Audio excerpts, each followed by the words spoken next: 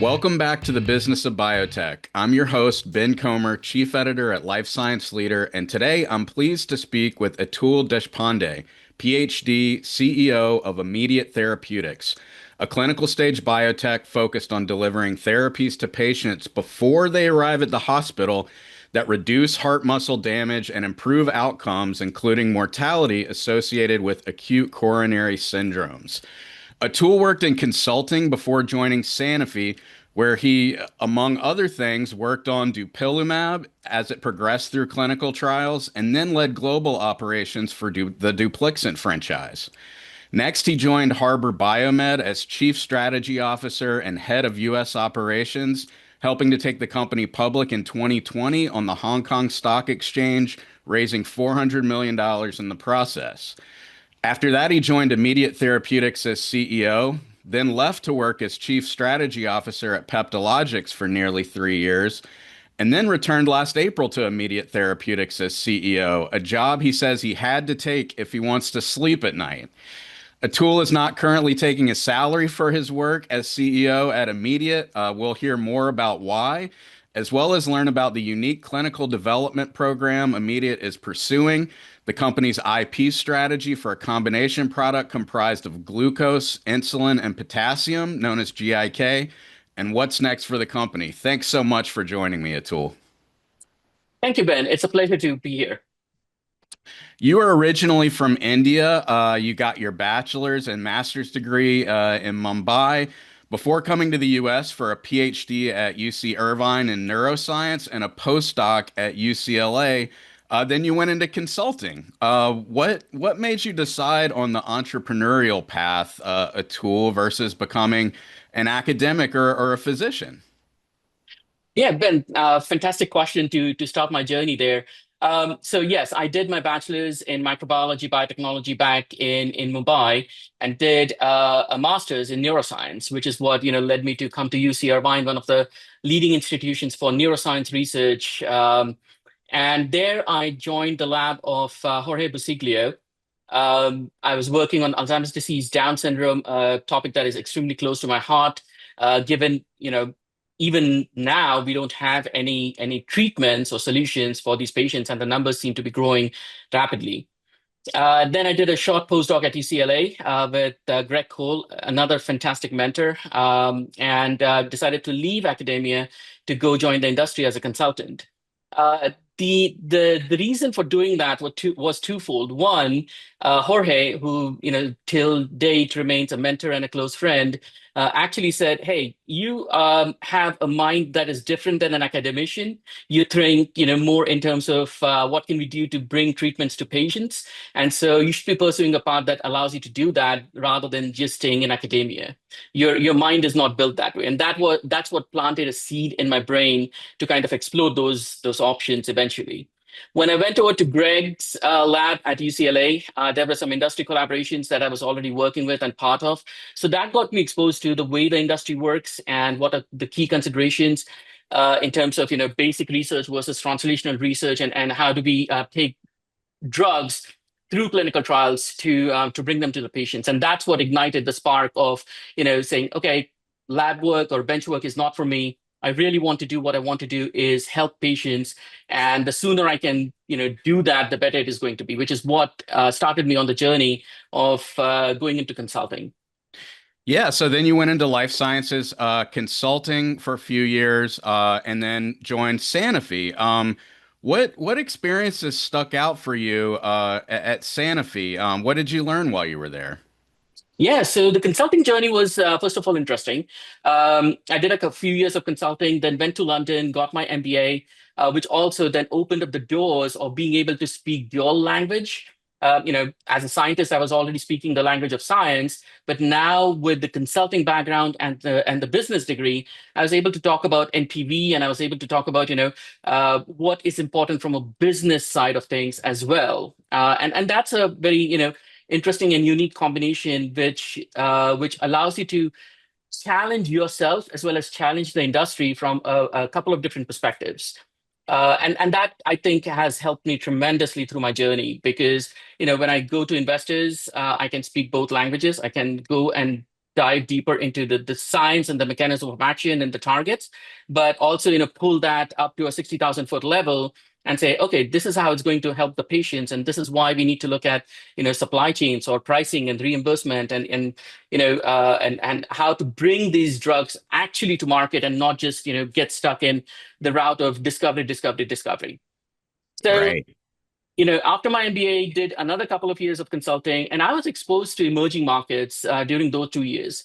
So, I'd been in touch with Sanofi after my MBA, and the conversation reignited when I was asked to join Sanofi in Shanghai. So I was based out of New York at that time, and decided to take this opportunity, which was very interesting. I was asked to head the R&D strategy for Asia Pacific. And under that purview, I was based out of Shanghai, but I had, Japan, China, Australia, India, Russia, Southeast Asia, all under my, purview of looking into what new products from the Sanofi portfolio should we bring to the Asia Pacific region. And then, of course, the clinical trials related to it, and so on and so forth. So that was a fantastic experience. We were there for about 3 years. And I learned a lot. I learned a lot in terms of not just thinking about the traditional way of drug development, but I also learned about, what considerations do you think about when you're thinking about emerging markets? You have Japan and Australia, which are Western markets in a sense, and you're looking at, how do we, include them in the global clinical trials?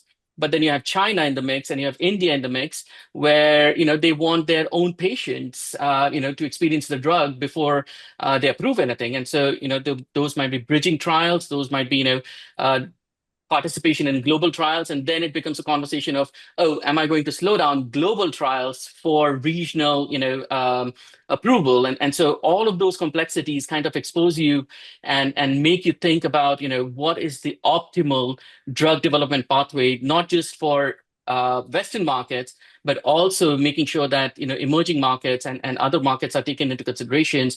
And we are not only thinking about bringing drugs for those who can afford, but also bring drugs to market those who cannot afford, or think about a different business model to bring these drugs to patients who really need it and can benefit from it. Right. Had you ever been to China before you landed in Shanghai? No, I hadn't. That was the first time, and I landed there. One of the first things that struck me there was, visually speaking, I was passing over one of the flyovers that are there in Shanghai all over the place, and I saw clothes hanging outside, to dry, of apartment buildings, and I was like, wait, that just reminds me of Mumbai, and that just clicked right there. That coming from Bombay and having spent my whole childhood and growing up in Bombay, I was like, yeah, I can fit here. And then spending all that time in Shanghai, both my wife and I, we learned the local language. We assimilated as much as we could into the local culture and the ecosystem. So we thoroughly enjoyed our stay there. Yeah, and then you, after you left Sanofi, you worked at Harbor Biomed, as I mentioned, helped with the IPO on the Hong Kong Stock Exchange. So you have some real experience, not just in mainland China, but also in Hong Kong to some extent. What? And I this is a prelude to the question I wanted to ask, which is, what? And this is also separate from the main discussion we're going to get into, but I'm just curious because it's such a hot topic. What can you say about the amount of deal making and innovation that's happening in China's biotech sector right now? Yeah, it is a hot topic at this point in time, and you see a lot of these, deals coming through for big pharma and the Chinese biotech ecosystem. But one of the things, Ben, that really helped me as I was going through this journey is after I came back from China, still, with Sanofi to the Bridgewater site in New Jersey. I was the unit management officer, which means managing the operations for the immunology and immunology portfolio. As I was going through that experience, I got an opportunity to work on dupilumab, which was one of the leading products in the immunology portfolio. And then eventually, given the combination of languages that I was able to speak, as I said before, science and business, and presenting in the meetings and everything, I was actually asked to lead the global operations for the launch of Dupixent. Which then took me from Bridgewater to Boston, and then responsible for the overall launch for the Sanofi Dupixent franchise. It's a big So job. that again was a fabulous experience. I mean, um, very few people honestly get that exposure to launching a drug and what it takes and to launch a drug. I was right in the mix of it, right from the get-go, understanding the clinical trial because I was a global project manager for for a year or so before I jumped into the commercial side of things. So again, bringing that scientific curiosity and data and positioning into the conversations around now pricing, reimbursement, marketing, how do we position this, what the competition, looks like, what are they talking about, and so on and so forth. So again, a fantastic exposure. I was there right from the get-go of the launch preparations, launch readiness. I set up the whole operations around launch readiness for Dupixent, launched atopic dermatitis, the first indication for Dupixent in the US and 52 other countries. Managing all of those operations. And then, eventually we got through the launch of Dupixent for asthma in the US, prepared Europe for the launch. And then I was like, exhausted at that point. Like I said, very few people get the experience of launch readiness and launching a drug. I was fortunate enough to have that two times in two different environments, if you will, because with atopic dermatitis, we are creating and shaping the market. It was the first drug coming to the market. So it's a very different conversation, whether it's with payers or KOLs or physicians or even patients. That's a very different level of engagement. And then you're launching asthma, which is, we were fifth to market at that point in time. It's an already established market. And now you're thinking about, okay, how do I position myself? How do I differentiate myself from what is already there in the market, but also what the competition looks like, behind me? And then, is there a way to grow the whole pie and then take a small, piece of it? Or am I just going to get into the mix and just fight for the same patients? And so those learnings were amazingly critical and, learned a lot over those 3 years or so. And so after I did that, I was in true sense exhausted to a certain point because managing global operations, the only point that I would have, a minute for myself would be down in the basement of the car park, which is the only place where I would not receive any signal Oh on man. my cell phone. But it was a lot of fun, and I really appreciate. And I still keep in touch with all the colleagues that worked with me, and I worked with in terms of the Dupixent launch. It was a fantastic team and a fantastic experience that I carry close to my heart again. So after I decided to kind of put a stop on Dupixent story and then move on to something else, a friend of mine had started this company, Harbor Biomed. And he and I, always used to keep in touch. He was out in China, he used to travel back. And he and I actually had worked together in the Sanofi office. So he was the head of Sanofi China at that point in time, Jingsong Wong. And I was, of course, the strategy officer or R&D strategy. And so keeping that connection alive, we used to touch base on what's happening with his company, what's happening with the overall environment and the direction of research and bringing new drugs to market. And so one of these conversations, I was like, I'll be looking for something else, in a time period soon. And he was like, well, if you are going to be looking for something else, it would be fantastic for you to come join, Harbor Biomed as the chief strategy officer, given the experience that you have and, given what we aim to build, I think it would be a fantastic match to do so. And so in 2019, I precisely decided to do that, joined Harbor Biomed as the chief strategy officer. When I joined the company, it was primarily a platform company with a couple of different mouse models that were capable of generating human antibodies. And there were a couple of other small drugs in the portfolio, primarily from in-licensing. The internal pipeline was still growing at that point. And so what I did over the next 2.5 years or so with Harbor Biomed was basically, focus and push through assets into the clinical portfolio, thereby building the overall portfolio for the company, and which is what then allowed us to, kind of make a name for ourselves in the broader market, but then also justify the valuation when we decided to go into fundraising in 2020, both through the VC channels as well as ended up doing the IPO, as you mentioned before, at the end of 2020. So we raised about $400 million through those rounds. 180 came from venture capital funds with quick succession. So one round closed in March, I believe, and then another one in June. Collectively for that 180, and then we went on to do the IPO in the Hong Kong exchange for $220 million.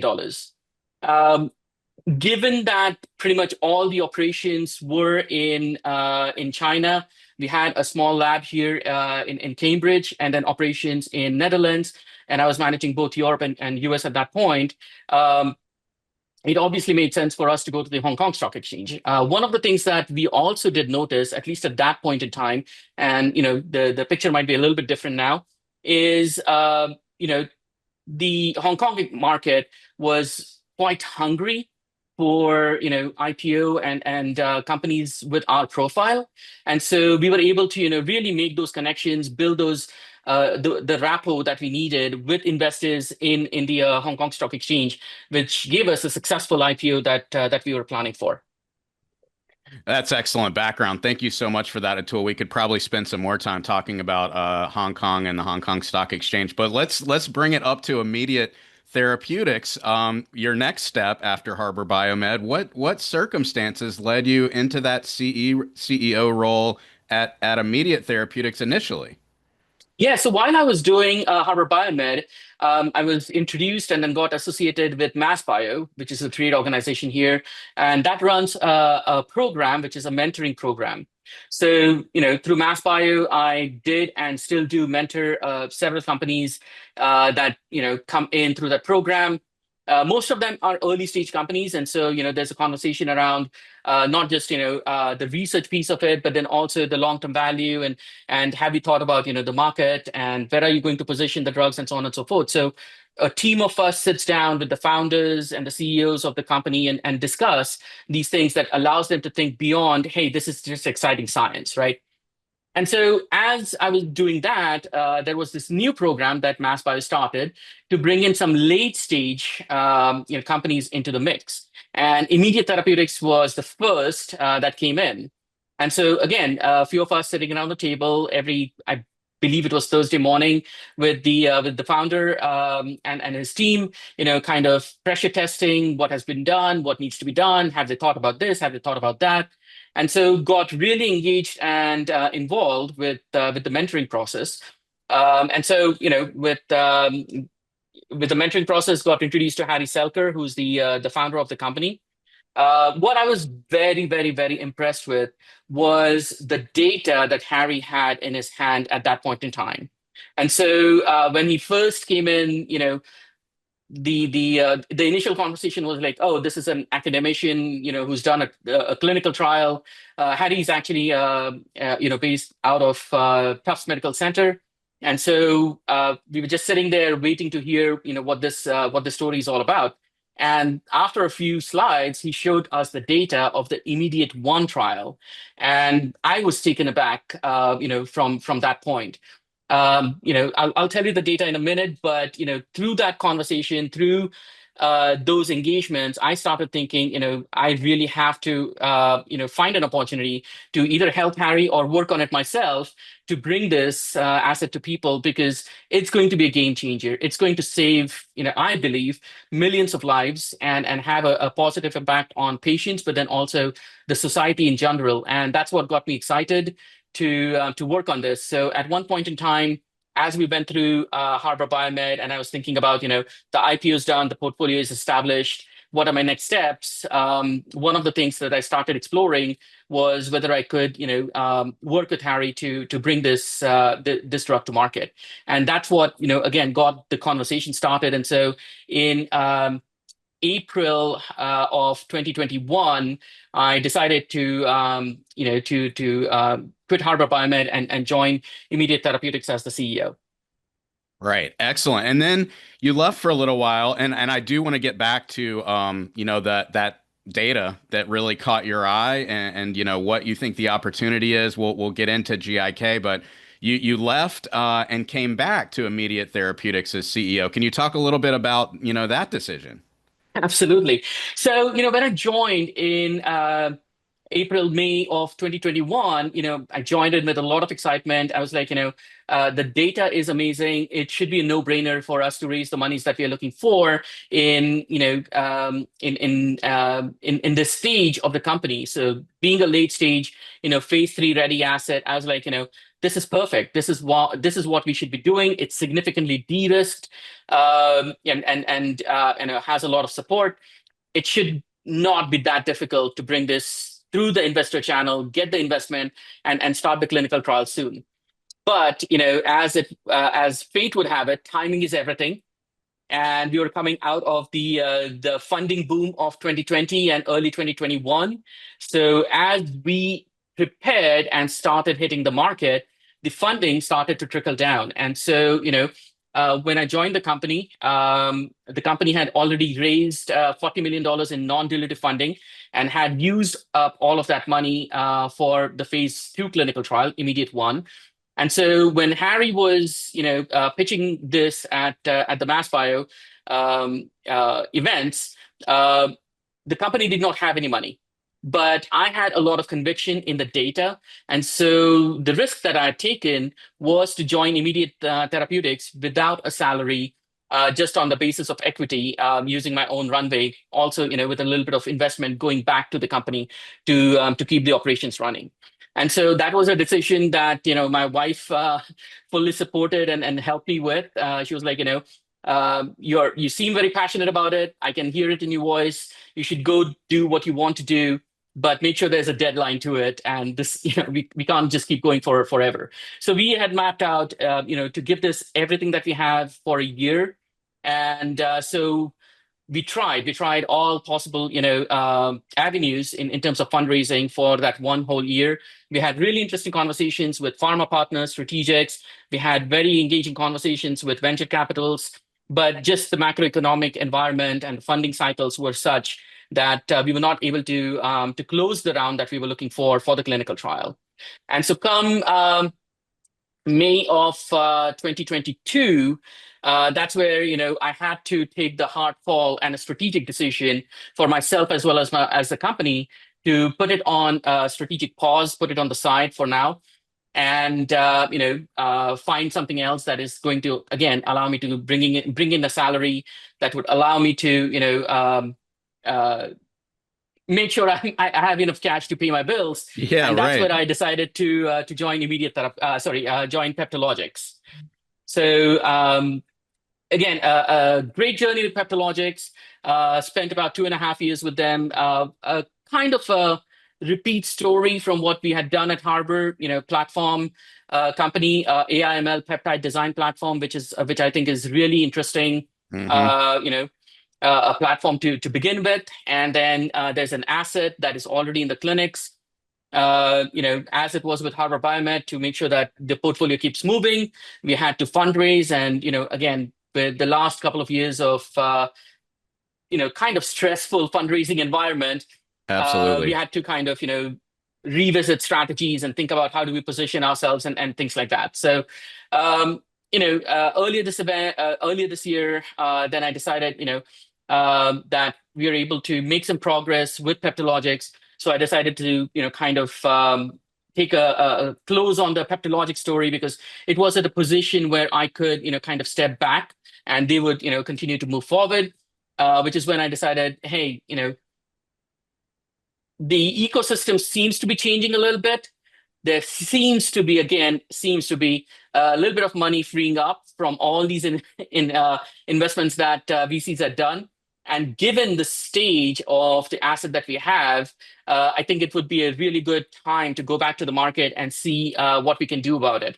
And so in April of this year, I decided to again, take a plunge back into Immediate Therapeutics and see where we can go with it. Again, with the blessings of my wife, with a runway towards till the end of the year to again keep it going and give it everything that we have. Well, if you can convince your wife and family to allow you to work, without a salary, then I think you're probably in good shape, with investors as well. Let's talk about glucose, insulin, potassium, GIK. three substances commonly associated, with the metabolic system, specifically diabetes. What is the history of this triple combination in heart disease? Because it goes back a number of years. Absolutely. And actually, if you look at, I believe it was a 2023 review, which Harry, who's the founder of the company and the chief scientific officer, Jim Udelson, who's the head of cardiology at Tufts Medical, but is also the chief medical officer for Immediate Therapeutics, and Gene Braunwald, who I believe a lot of people in the cardiovascular world know as, potentially a godfather of cardiovascular. He's with the Timmy Group up at MGH, and he was the one who had initially done these experiments about 50 years ago. And so in 2023, they wrote a review, altogether capturing what has been done about this in the last 50 years. And there's a lot actually that has been done in the last 50 years. There actually were several trials that were done in Europe with GIK that were started in patients that had ACS symptoms or had a cardiac arrest, and were brought to the hospital. Now we have data from about 20,000 of these patients that had been exposed to GIK, and one of the biggest difference about what Immediate One was compared to the previous trials that had been done was the timing of administration.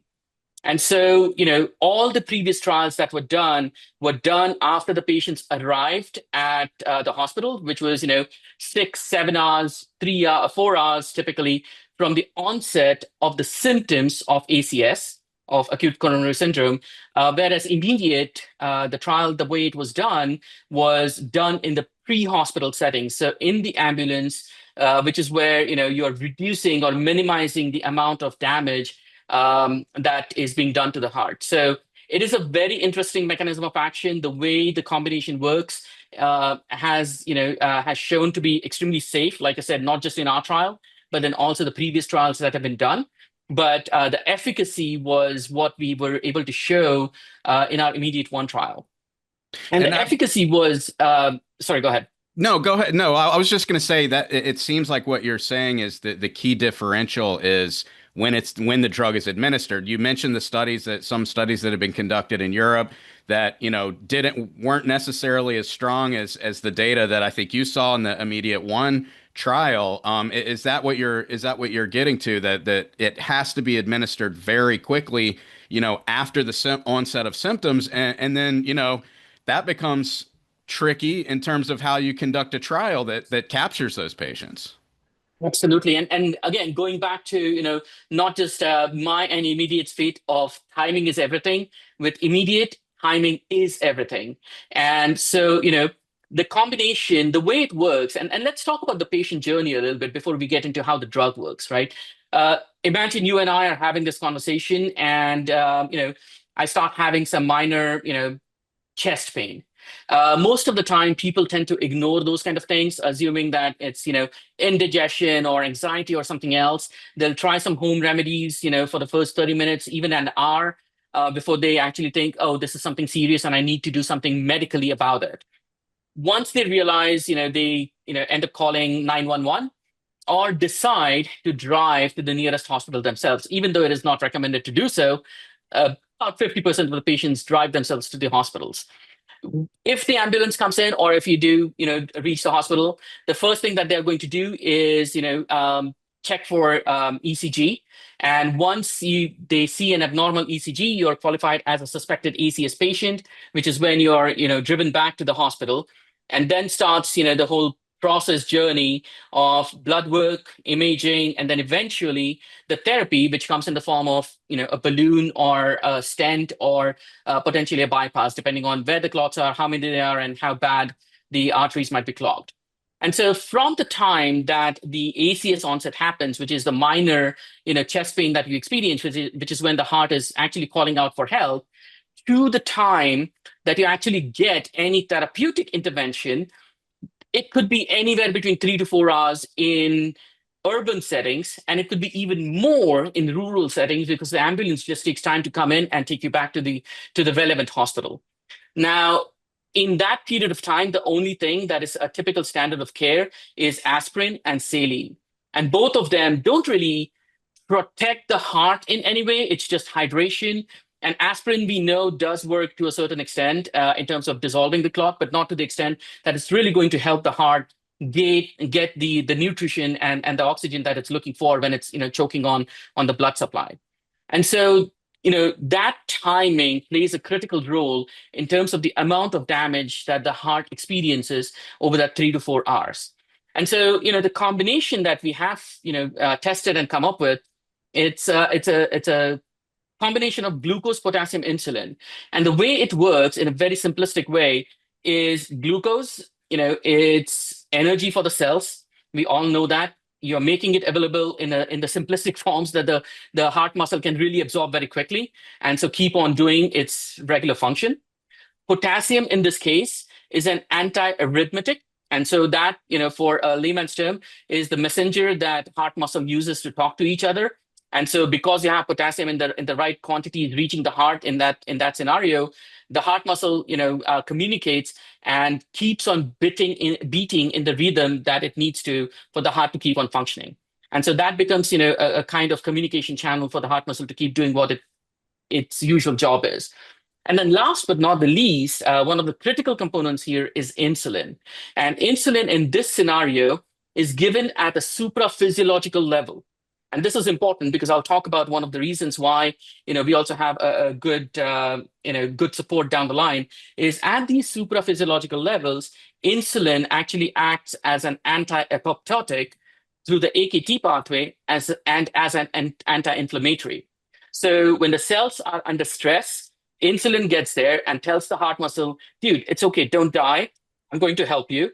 And for the amount of damage on the heart muscle that has been done, when the immune system is getting activated to come clean it up, it's also telling the immune system, it's okay, I got the heart under control, I'm going to help it survive.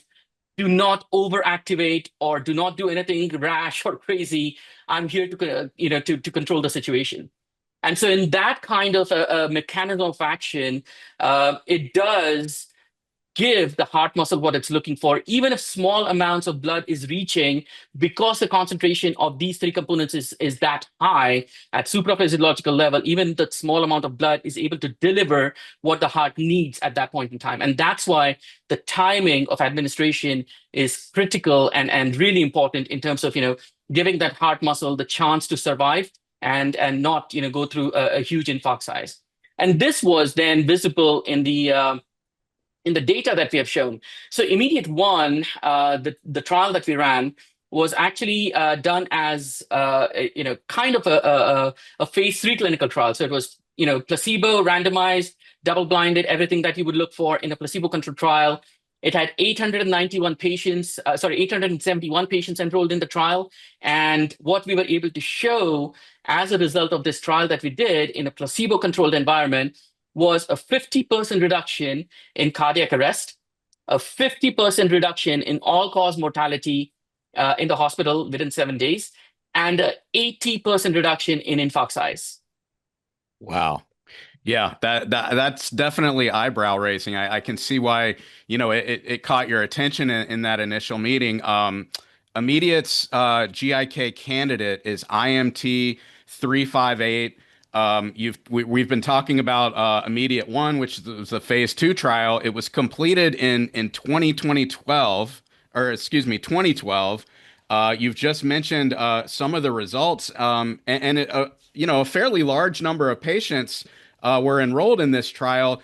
Can you talk a little bit about how that was done, how the founders of the company managed to do that? I'm just curious about how you enroll patients, ahead of having some, heart attack symptoms. Right. Yeah, this was a very innovative way of running the trial, honestly, Ben, because doing pre-hospital setting trials is one of the most difficult things that you can do in a clinical trial environment.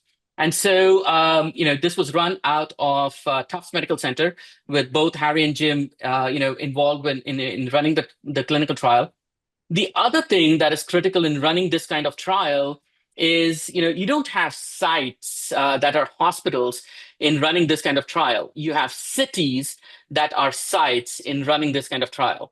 Because imagine, I'm sitting here and, I have this onset of the event, I'm not going to tell the paramedic, take me to this hospital because it's a site for INT358, or the paramedic is not going to recommend that I take you to a hospital 5 miles away when there's another one 3 miles away because that is a site for INT358. So the way the trial was designed and done was we had to buy in all the hospitals and all the ambulance services in a specific city. And we had 13 cities that bought into running this clinical trial. So we had Boston, all the way from Boston down to Dallas, all the way up to Alaska. We had these 13 cities that participated in this clinical trial. And given the safety profile of INT358, we were able to convince the IRB that it should be started as early as possible. And in terms of consent from the patient, we were able to work with the IRB to get oral consent in the ambulance setting, that they're okay to move forward with this, with administration of INT358, and then sign the actual paperwork once they're stabilized and once everything is done down at the hospital. So by doing so, we were able to get the consent, get the patients enrolled, and get the treatment going as quickly as possible. The other thing that we also did was we have an algorithm that we had developed internally within Immediate that's called ACI-TIPI. Now, this ACI-TIPI, in collaboration with Stryker and a couple of other companies, was installed in the defibrillators that is in the ambulances. And so what it does is it will look at the ECG in real-time setting and give you a probability of that ACS converting into a full heart attack. And if you kind of look at the number and it says 75% or higher, then that there's a very high likelihood that this ACS patient is going to convert into a full-blown heart attack and would benefit from this kind of administration of INT358. And those were the patients that we enrolled in the trial, giving them the background of INT358, the safety of it, and how it could potentially help them. And that is the result that we saw from the clinical trial. Yeah, it's a very impressive operation. I mean, not only did you get the 13 cities on board and the hospitals in the 13 cities, but also the EMTs and getting into into the ambulances that are then delivering patients, and then kind of, I don't know, is that a novel process of getting that initial consent and then signing after stabilization? Is that unprecedented, or is that done in other with other types of medicines that are used in a kind of an ambulatory setting? Honestly, I don't know the answer to it. I haven't looked at, too many drugs that were in that setting, but Yeah. we did face, from what I hear from Harry and Jim, there was a lot of apprehension, if you will, in the initial conversations. But once we showed them, the data from all these clinical trials, the safety of the drug and everything else, and the ACI-TP combined, with identifying the right patients that would be enrolled in the clinical trial, then the conversation got a lot more easier, where they were like, yeah, these are the patients that are obviously going to benefit, and the safety profile looks extremely good. This is the way to do it. Yeah, and helpful too, I'm sure, that these are three kind of known entities. They've been widely researched for a number of years, and so I there could be some confidence in the safety profile, which I'm sure helped ease that operation of delivering it in that kind of unique setting. So the founders conducted this trial, had incredible data, took it to the FDA. What happened? What happened next? Everybody was excited.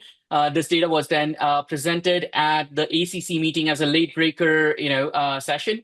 And, then Harry and Jim proceeded to go back to the FDA to have a conversation about a phase 3 clinical trial. Now, one of the things that had happened before Immediate One or during Immediate One was the trial Immediate One initially was designed as a trial, that would have about 15,000 patients. It was supposed to be done both in the emergency room setting or the ER setting and the ambulance. But given the complexity of this enrollment that we just touched upon, the enrollment started as a slower recruitment rate. Now, this trial was also funded by the NHLBI, part of the NIH, at that point in time, to a tune of $40 million. And so as we were reviewing, how quickly the trial was moving, one of the suggestions that came on board from the NIH or NHLBI was, hey, why don't you focus on the ambulance setting instead of both the ambulance and the ER, and reduce the number of patients, because that's where you'll be able to get to the patients fastest, and you will see whether this actually helps the patients or not. And so the trial number was reduced. But when Immediate One was originally designed, the primary endpoint was progression to AMI. And when the trial what design was changed after conversation with the NIH and the FDA. One of the things that Harry and Jim missed on doing was changing the endpoint from progression to AMI to the three pre-specified secondary endpoints that we already had accounted for. So, the primary endpoint in the big trial, the 50,000 patient trial, was progression to AMI. The secondary endpoints was cardiac arrest, mortality, and infarct size. They were predefined, so there was nothing that was done ad hoc in terms of the review. But because these were secondary endpoints, when they went back to the FDA was like, the data looks really interesting. But one question that we have is, does infarct size really linearly, correlate with the number of heart attacks that people have? And so that was a big question that Harry, Jim, and a few other collaborators that worked with them, including Greg Stone, had to answer. And so after 2012, they had, conversations with the FDA in 2013, 2014, and then eventually 2015, 2016, the whole team worked on a big, project that was kind of in-depth meta-analysis of multiple studies that were done looking at infarct size and looking at impact on cardiac arrest and mortality and everything else.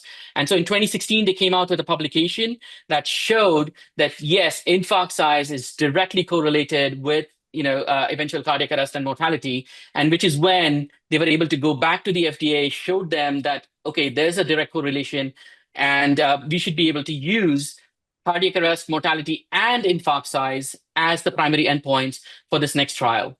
So that was a very interesting, engaging conversation. And as you may know, Ben, if you don't meet your primary endpoint in your phase 2 clinical trial, typically companies don't keep pursuing it.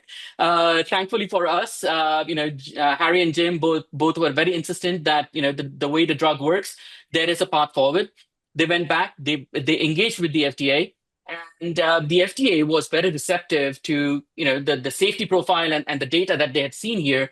So not only did the FDA engage, but what they were able to achieve, what Harry and Jim were able to achieve with the FDA, was to get a special protocol assessment from the FDA.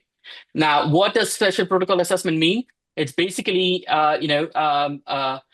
that the FDA and the team, the sponsor, look at and design the trial together to a certain extent. And so, the primary endpoints are well defined, the timing of administration, where we are going to do the trial, how we are going to do it, the trial design is already all agreed upon under the SPA. So there's not going to be any surprises when you get to the far end of actually conducting the clinical trial.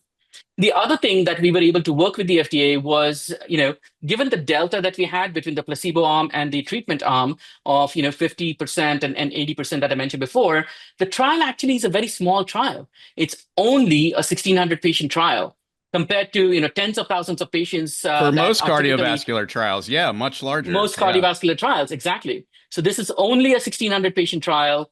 And again, for the phase 3, we will be doing it in the ambulance setting as well as ER. But the other thing that we were able to work with the FDA was to convince them that, look, we are going to do an interim readout at 900 patients. And if the data for cardiac arrest and mortality looks the same as we have in the phase 2, it does not really make sense to continue exposing people to placebo. We should be converting them into a treatment arm. And so the FDA agreed with it. And what we have right now is under the SPA, we have this 1,600 patient trial, but also an interim readout at 900 patients. And if we are able to show the same data as we had, we would get pretty much a full approval or an accelerated approval to bring IMT-358 to market as quickly as possible. And then depending on what the data looks like, we may continue to run the remaining 700 patients and then follow these patients for a period of 2 years to understand the long-term effects and the benefits of IMT-358. And IMT-358 has also received a breakthrough therapy designation from the FDA. I guess what are the biggest benefits that you see with that designation? Right. So the breakthrough designation has been really, really helpful for us because what it allows us to do is have a constant engagement with the FDA. Whatever questions we may have, it's where they're very, really receptive and looking to work with the sponsors for these breakthrough therapies because they really believe that these could have a significant impact on patient lives. And so it's a lot more collaborative, congealed conversation that we have with the FDA that we have continued to this date. And the other thing that it also gives us is a shorter review period. So instead of a year-long Mm. review that the FDA typically takes for NDAs or BLAs, this would be a 6-month review period for bringing this drug to market. Got it. And then I want to get to, the phase 3 trial and your upcoming plans for this product, how you're going to get that trial completed. But I had one more question about IMT 358, which it's been given a BLA pathway. It's considered a biologic, which is interesting. Can you explain why? Because typically, as you know, Atul, and as we talked about, insulin has not been considered a biologic historically, and neither is potassium and glucose. Why? How were you able to get a BLA pathway and have this drug be considered a biologic? Right. So there's a couple of pieces of that story there, Ben. One is, if you look at the BLA designation, the biologic, so there's a very, well-defined criteria for what is considered a biologic. And it has to have a certain number of amino acids, and insulin basically falls under those number of amino acids, to be considered a biologic. So that is why traditionally it has not been considered a biologic. But where we were able to argue with the FDA was, that the amount and the concentrations of insulin that we are giving to these patients are at a supra-physiological level, not at a insulin replacement dosage that we typically do for diabetes and other conditions. This is much, much, much, much, much higher concentrations. And therefore, given that form of insulin that is going into the body, it should be considered as a biologic. And we were able to convince the FDA that rationale should hold true versus everywhere else where insulin is typically used, and that is how we were able to convince them about the biologic license application or biologic or the BLA designation. The benefit of that is multiple fold, as you can imagine. On the IP side of things, I'll come to the IP story in a second. But with glucose potassium insulin, there's no composition of matter IP that you can put into place. I mean, the USPTO or any other agency across the world is not going to give you for combining 3 different things that are already out there in the public domain. And so what the BLA does in lieu of a composition of matter IP is gives us 12 years of exclusivity here in the US. Typically, if you look at any drug coming to market, patent life is about 20 years. On an average, any drug takes anywhere 10 to 12 years to come to market, and you're left with, maybe 8, maybe 10 years of patent exclusivity in the marketplace. But with the regulatory exclusivity that we have, we already are from the onset. As soon as the trial is done, the BLA designation, kicks in, and we have 12 years of exclusivity from the time the trial is done to make sure that we are able to, make this and keep this in the marketplace under the immediate umbrella. Yeah, and intellectual property I'm glad we're coming to that next. It's a key piece of, any biotech's valuation and something that I'm sure is probably the first question that you get from potential investors, which I would assume are what's standing between you and, the launch and completion of the phase 3 trial. So what else can you say? Is there anything else to say about, your IP holdings around GIK? You've just laid out, through the BLA that you get some runway, good exclusivity there. Is there anything else that you want to share just generally about the IP holdings that Immediate Yeah. has? Yeah, absolutely, Ben. So one of the things that we have done is kind of built a moat around the IMT 358. And part of the moat is obviously this, BLA designation. It's a big one. It's a big win from an intellectual property perspective. Traditionally, if you kind of look at intellectual property, it unfortunately gets equated to patents. But there's so many other ways of intellectual property or protection. Know-hows and patents are part of it. Trademarks are part of it. the know-how around doing this clinical trial is a big one. As we discussed before, there's a lot of tacit knowledge that sits with the team to carry out this last phase 3 clinical trial. Oh, and one thing that I mentioned to forget in terms of the SPA designation was also for the phase 3. We actually don't have to do two clinical trials. We only have to do one 1,600 patient clinical trial because the phase 2 would be considered as the second pivotal trial Oh, if we are okay. So able to no show the same confirmatory data. phase 3. Excellent. Exactly. Exactly. And so going back to the moat around that, the BLA is obviously a big win. But the other thing is also we have a companion diagnostic that I mentioned before, which we already have a patent for. It's called GI-KTIPI. And again, that's a tool to identify, which patient is going to benefit the most from administration of GIK. Now, that is something that we'll have to, kind of think about when we bring this to market, because what we want to do is give the benefit to all comer patient population. You don't know which patient is going to convert at what point in time into a full-blown heart attack. And so that is something that we'll look into. But a companion diagnostic is, again, a beneficial way of protecting your intellectual property portfolio. The other things that we have also done is around the process of manufacturing and the way it's packaged.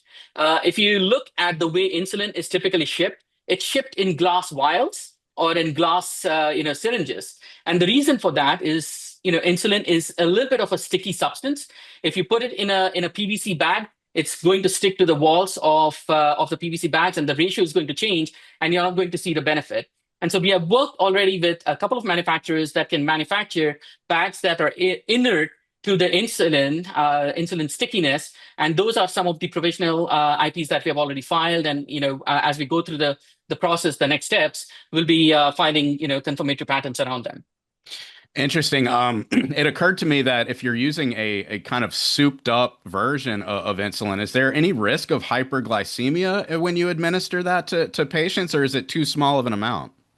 Yeah, the combination that we're giving is such a balanced combination that with all these patients in our trial, but then also the other trials, we haven't seen any side effect whatsoever, hyperglycemia. It has been given to diabetic patients, kidney disease patients.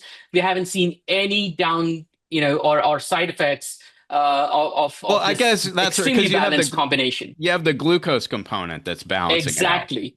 Got it. Exactly. And so, one final point on the IP thing, as you said, that was a challenge when I went out to the markets in 2021, 22. That is the first thing people look for, whether it's venture capital or strategics. But one of the things that we've done as I came back, this time around, is to kind of look at the IP portfolio in totality, and worked with 4 major law firms here that specialize in IP and life sciences, and kind of scored where the IP portfolio for IMT-358 might fall against some of the other blockbuster drugs in the market. And, I was surprised myself when we ran that exercise. The IP portfolio for IMT-358 is pretty much neck to neck with some of the blockbusters that are already out there in the market. So that gives me a lot of confidence that, not only that we have the BLA and everything else, but this is a product that can stand its own and hold its own in the marketplace without the risk of genericization in at least the first 12 years that we bring it to market. Have you engaged payers about this product? And granted, it's got to complete a phase 3 and be approved ultimately by the FDA before it reaches the market. But what kind of feedback, if you've engaged with payers, have you heard from them about this? That's an excellent question, Ben, because a lot of times as founders or as clinical developers, we forget that the clinical benefit is only a part of the story. The other question that you need to ask is who's going to pay for it and how much. And so that was one of the first things that we did in June of 2021. Is I have a excellent scientific advisory board member, Ed Pazzella, who comes from United, having worked several years at United, and brought that exact same conversation to us. What we did at that time was actually have a pair ad board where we had 2 national level pairs and 2 regional pairs come sit around the table with us and exchange, what we have in terms of IMT-358 and what they think about the profile of the drug and what they would be willing to pay for the drug eventually down the line once we bring it to market. The response was phenomenal, honestly. One of the things that I have, and I go back to those notes all the time, is one of the pairs actually said it's not a question of if this comes to market, it's a question of when this comes to market. And that was looking at the target product profile for the drug and the safety profile for the drug, and the data that we showed them from the phase 2 clinical trial. Not just these three things that I told you about: mortality, cardiac arrest, and infarct size, but also at the molecular level, where the free floating fatty acids, which is one of the critical components which increases in heart attacks, is reduced significantly very early on as you start the treatment. So it's not only affecting the signs, but also not only affecting the symptoms, but also the signs, the underlying molecular pathways of infarct size and heart damage. So going through that conversation, it was a very interesting conversation as we went to the next part, because the question was, okay, I like your answer of when it comes to market, how much are you willing to pay for it? And so one of the things that we did was working with Peter Newman at Tufts Medical, who's one of the leading, cost effectiveness economists and Josh Cohen and his team. We had looked at what benefit would this drug bring to patients. Imagine leaving the hospital with a 30% infarct size or a 20% infarct size, not getting IMT-358, versus leaving the hospital with a 5% infarct size because you got IMT-358 on time and were able to stop that infarct right in its path. And so when we look at, potentially the less number of days in the ICU or the hospital overall, less number of readmissions, less, rehabilitation, a better quality of life, so on and so forth, you would have a significant amount of cost offset that you would get from giving the patients IMT-358. And so we showed them the numbers.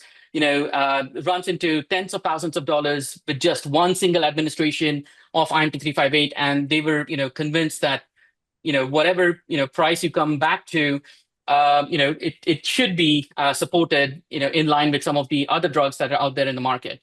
We also did a quality analysis. So at 150,000 quality, typically what we look at is, what would be the price at which the drug would provide value, and 150,000 quality, the price could be potentially a $24,000 drug.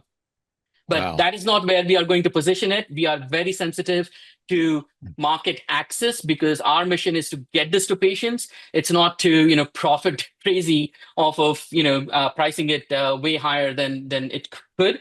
And so our position there is we want to bring this as a drug that is given to any symptomatic ACS patients as quickly as possible, and therefore it has to be accessible and affordable at that point of care. Excellent. So, what are your next steps? Are you in full fundraising mode at this point, Atul? What, I guess, best case scenario, when would you like to see the phase 3, started and even, those first readouts being announced or publicized? Yeah. So yes, right now we are in a full fundraising mode. It's a $50 million fundraise. Most of it is going towards the clinical trial and the manufacturing piece of it. So we have our CROs lined up to do that. We have our manufacturer lined up to manufacture and bring the product to market. We have our shippers lined up to do so. So the idea is to hopefully close the round before the end of the year, and get the trial preparation started in Q1 of next year. We anticipate taking about a year to enroll the first 900 patients. So we are looking at mid-2027 to come out with the first set of data from the interim readouts. And then depending on what the data looks like, we might be in the market by the end of 2027, or potentially 6 months after, if you have to continue carrying out the remaining 700 patients through the clinical trial. One of the things, Ben, is when we think about the way IMT-358 works, the mechanism of action, it's not only limited to heart attacks or ACS. The way we are looking at it is the underlying red thread around this is ischemic injury. And ischemic injury can happen in a lot of different circumstances. It could happen in trauma. Someone falls down from a ladder or gets into a car accident. Still, the standard of care is aspirin and saline. If someone is undergoing high-risk surgeries, these patients, because of the comorbidities and everything that they come in with, liver transplant, kidney transplants, joint replacements, they may have cardiovascular complications. And so, a good number of patients with all these comorbidities may be at the high risk patients that will benefit from having something like this during and after surgery, given to protect the heart. And then eventually, there are other kinds of ischemia, for example, stroke, where a combination like this may also be beneficial. So we're kind of building a portfolio in a product approach to make sure that we are able to address those, ischemic emergency and just define a new global standard for those ischemic emergency, rather than just, the standard of care, which hasn't changed for decades, in the form of aspirin and saline. So you will pursue those additional indications, following, a successful phase 3 and market launch in the initial indication. Is that your plan? That is absolutely our plan. ACS is our first indication, but we already have, plans lined up, clinical trials thought about for the additional indications. And not just that, there's actually a list of 15 other indications that we have reviewed, looked through scientific data, looked at the underlying mechanisms, including, one expanding into oncology, where patients could benefit from it. And, as I started reaching out to cardiologists across the world, all the way from Alaska to Australia, cardiologists have been coming to me and asking, hey, have you thought about this indication? I mean, there was a event history around oncology and cardiovascular in my own family, but this cardiovascular oncology connection was also proposed by another leading cardiologist here in the US, who actually said, if you want, I can run this trial for you. Wow.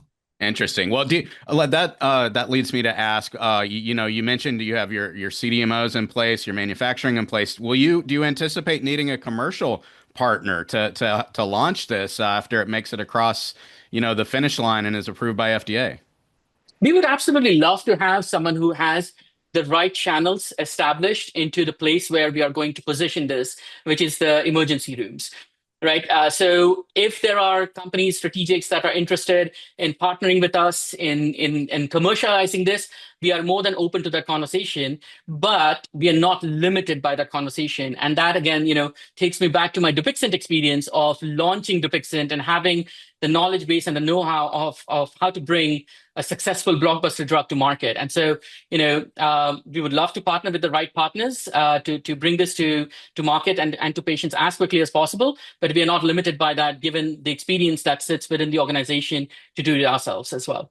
And so you would look at global markets as well, and you're willing to become as exhausted as you were after Dupixent with this product. Absolutely. Honestly, I would love to do that, because every single time that we hear stories about patient success, about how they benefit from any of the drugs that we come to market, that it channelizes you, it energizes you, it allows you to focus, and it gives you the purpose why you're doing what you're doing. And so the idea here is, even with the phase 3 clinical trials right now, as we speak, Ben, we are exploring potentially having sites in Europe. We are exploring potentially having sites in Australia. We had a conversation with a couple of agencies in the Middle East in terms of potentially bringing this drug to market there.